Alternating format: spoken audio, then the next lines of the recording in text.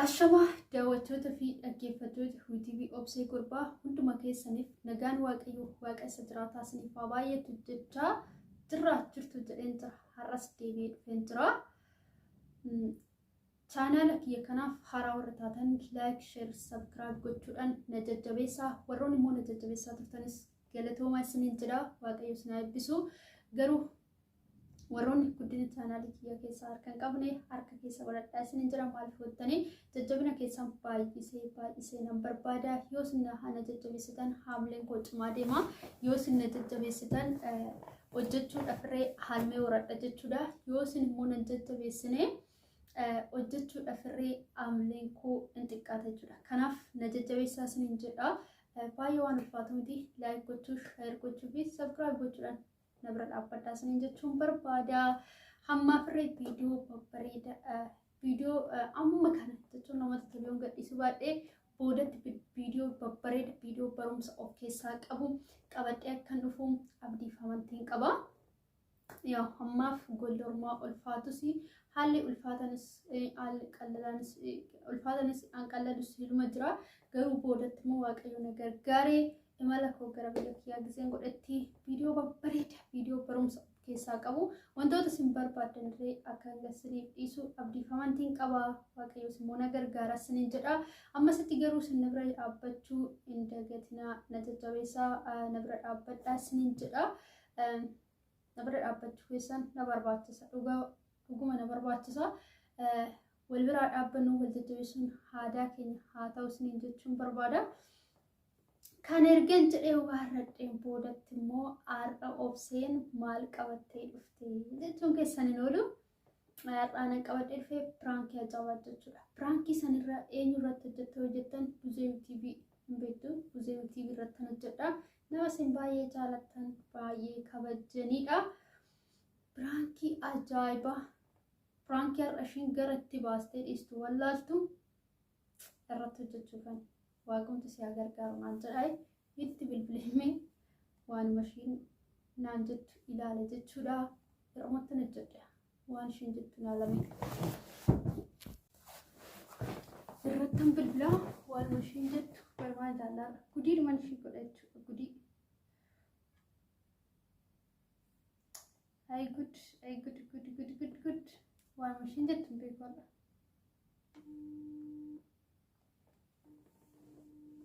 Bilaaf hin jira. Inni gaamaadhee abdii fi amantiin qaba. Hello. Oye. Nagaa siif haa ta'u Buzee akkam? Narratti cufte. Narratti cufte. Yerootti hin deebisa maal ta'e akka cufte dingatatti buute.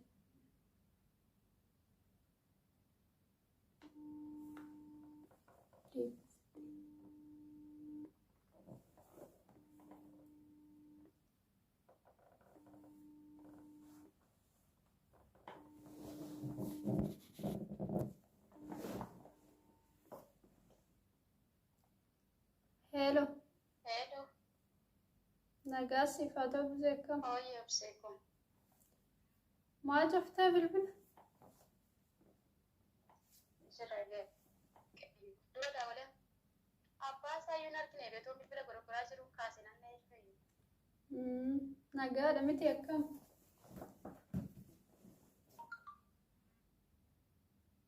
Jira galata waaqayyo. Kamati jirta? Jira waaqayyo haa galatu. Maarraa irra ganama asii bilbilaan rifatte moo? Jiruuf jireenya akkam? Bareeda galata waaqa. Ganama asii bilbilaan rifatte. Laa ani jimeela. Haa? Isaaf miti ani jimeela keessa waa dubbisaa jira. Utumaan waliin gadee bilbila harkisaa jiru wanumaan kaasin argita. Eenyummaa isaan beekne kachumaan hin cufee hin laalle waan ta'eef. Rakkoon qabu nagaa keeti kaati. Jira kina gooftaa faagalata akkam jirta? Jira galata waaqayyo waan ta'e sitti ma jedhee tambayyaarra ganama si yaadadhe silaa guyyaa si bilbilayyuun ture garuu waanuma tokko sitti haasaadheen har'a. Maal amma kuni ganama jedhaman talakko isaatti fi walakka rafuudha. Yaa ganaadha kaasaatiin kursiitu ganaadha. Hojiirra irra waan ta'eef. Ada barakkoon qabu hundaa'u. Aannan jedhu dheengadda fedhiyoo kana kunoo miila guruppiin waliin haasofnu sani faantudha lakkoofsa riyaa kiyyaa kenneef hin ture beektaa? Eessatti guruppiin immoo? Guruppii kun waliin inni ta'u haasaa wayii irratti hin gaggeessine waa'ee dhuunfaa keenya. Ati moo hojjettetta? Karaa himoo moo?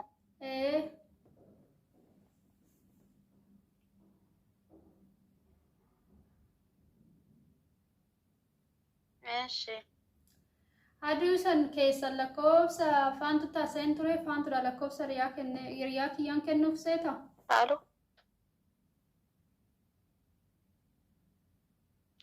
Eeshi. Achi hidhattee mucaatti haasaa turte wantoota ittuma haasaa turte kaanii akkuma obbolummaatti wajjin haasaa olee tanniisee zim jedhee achi nan oola nan bula mucaan natti hin jijjiiramu seeta?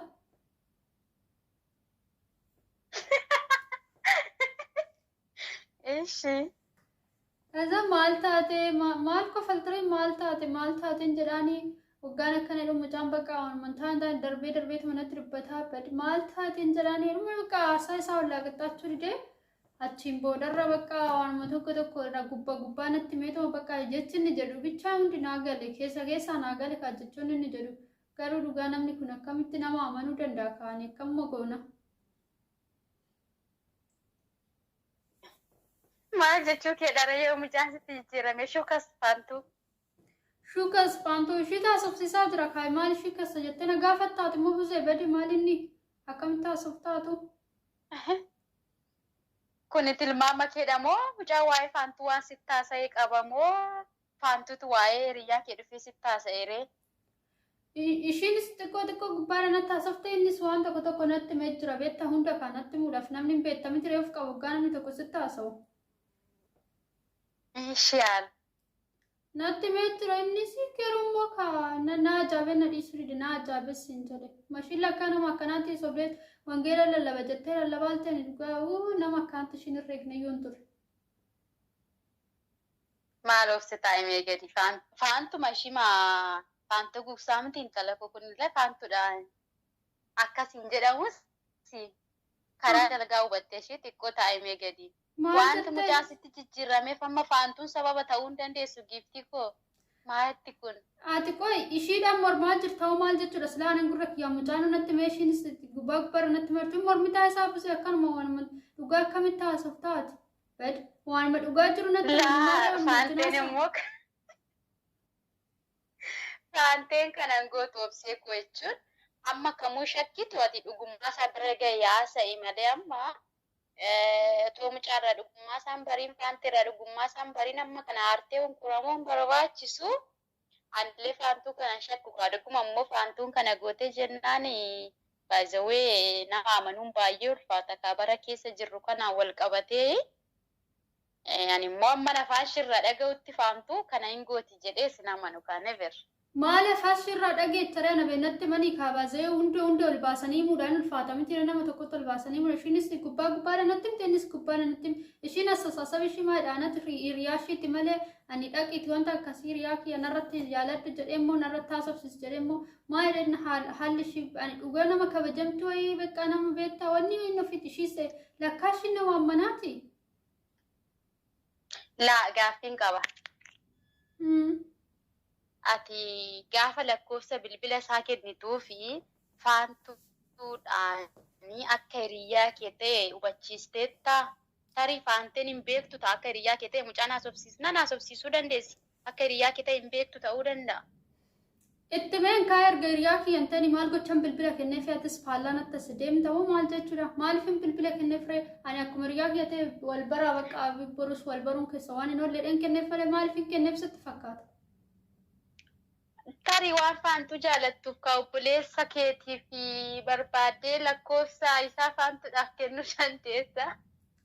Obboleessa kiyyaa barbaade ani ishumayyuu hin barbaadu ishumayyuu anan obboleessa kiyyaa ishii barbaades ishuma kana arguun barbaadu lammata. Isaallee argattee moo dhabdeeti faantuu miskiina kana Maali miskiin? Amma isa ishiin hiriyaa keessirratti haasofsiisteef jibbita malee faantii argattee moo dhabdeeti kana mucaa gooftaayi. Dhiisi amma waan hundaaf wani faantuu dubbiin kun dhugaa ta'uuf soba ta'uusaa dhaqee daawwaleefin gaafadha malee hin amanu qaba. Faantuun kana gootee jennaan immoo ani jechuun namootuma onlaayinii kanarraa iyyuu nan baqadhaa jechuudha. Dhimma hiriyyummaa miti wajjumaan haasawuyyuu nan baqadha. Sijjammar onlaayinii kanarratti ikkoo namni akka soba ta'e onlaayiniin dhuguma soba akka ta'e nurreeffan bara maaliif ani dura nama ishee amanaa ture nama baay'ee ishee amanu baay'ee ishee jaaladhu ture ishiin garuu hojii akkanaa gaggeessite jechuun baay'ee ulfaata ati immoo gana ishiidhaa ta'e jechee moromta atis odoo ta'e kanuma jechuudha bakka beektaa atis bakka ishiidhaaf fakkaata beekta. Akkas miti obsi ammatoo nama biraa ta'e tarii shakkuun danda'a. Faantummaa ammatoo sagalee waaqayyo waan hunda beektu kana hin gooti jechuun ishiirra dhaabbadhee namoota hedduudhaaf garaan na citaa jechuudha. Barri iddoo kanatti ishiin eegne garuu kana gochuun ishee baay'ee na raajeffachiisa. Kanaan maal ishee hiriyyaan qabdu iyyuu lakkaa ishiin ani hiriyyaa namarratti haasofsiiftu maal jechuudha. Ani immoo deemeen gaafadha malee dhiisu dubbii kana. Deem gaafadhu mallattoo osoo hiriyaa qabaatte dhiiste ani maal beeka hiriyaa ishee waan qabaachuus dandeechu dhiisuus dandeechisa mirga qabdi garuu hanira ishiin eeggattu haniree namaa qabattu. Wayyo. Ani iyyuu lakkoofsa hiriyaa kiyyaanan kennaaf jedhee yaada yeroo baay'ee waa jechuun kana gooti jedhee waan ani shakkinee fi mucaa hiriyaa kiyyaa lakkoofsa isaa ishiidhaa kennee akka ishiin qortuun taasisa jedheeni. Maarreetoon qori jedheeni raadhachuma narraa fudhattinaa laata hiriyaa kiyyayyuu. Ati sirii qormaata barbaadde haasofsiisi bariin jedheen malee ani qoriyyuu hin jenne maalli qortaree ati immoo qormaata hoo barbaadde waraqata hin kennituuf hiriyaa keeti atis haara dubbiidhu maal na gubdee ati immoo nan aarsin haarirratti. Aarii maal qabaree anaafoo gaaffii guddaadha jechuun faanteen kana gootee jennaan anumtiifatti iyyuu hiriyaadha waliin jechuun wal shakkisiisa kana booda. Ani odoo amma feetee waan akkanaan hojjedhu garuu faantuu waan akkanaa hojjechuuf itti gaddeen jira odoo inni feetee ani dhiirumas dhabee dhersomas dhabee hiriyaas dhabee maalis dhabee akkanatti hojjedhee hafee waan akkanaa namarratti hojjedhu akkamittiin hojjedha maal kusheemi miti kuni maal aadaa safuun qabnu duudhaan qabnu aadaa oromoo keessa waan akkanaan jiru garuu ishiin akkatti kana hojjette shuma beekanaa miti. Kootu dubbii akkas godhi garee imoo iinee tanii fi ati ammas garee biraa iinee isa duraa namoota baay'ee keessa jira waan ta'eef. Anaafi si'i ishee garee iineetu faantuu haasofsiisna.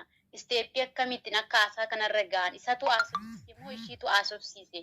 Dhimma kana qulqulleeffannaa faantuu bichaarratti hin murteessin tarii rakkoo mucaa ta'uu danda'a waan ta'eef. Rakkoo mucaa maali oduma inni haasofsiise silaashiin hin beektu akka hiriyaa kiyya ta'e itti meen jira akka hiriyaa kiyya ta'e akkamitti hidhattee haasofsiiste akka muggaa gootu mee natti hindee akkamitti hidhattee ta'anii ofii kiyya boruu jechuun nama boruutiif abdadheen jira kiyya jedheetti mislaashiin odoon iyyuu sin jaalla jedhee iyyuu ishee haasofsiise sin jaalladha jechuu qabdi lakkii ani hiriyaa qabarreen jettu sobdee ishii jettee to'anni tona natti mee mucaan sirra irra natti mee jira garuu ishee waan akkanaa godhuu ishiitti gaariidha jettaa reetamu.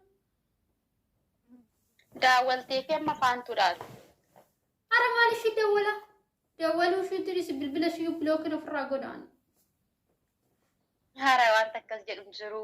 Amma deemeen gareedha yoo lakkoofsi kee yaadii kannaa ta'u ta'e yaadii siin godha sillachuu yoo yaadii ta'u immoo deebiin si eega seenii daawwallee dubbii kana jalqabaa hamma dhumaatti akkamitti akka sadarkaa kanarra ga'anii mucaan maaliif sitti jijjiirramuu fide reetuma rakkoon kan faantu ta'eeyyuu maaltu mucaa jijjiirramuu fide.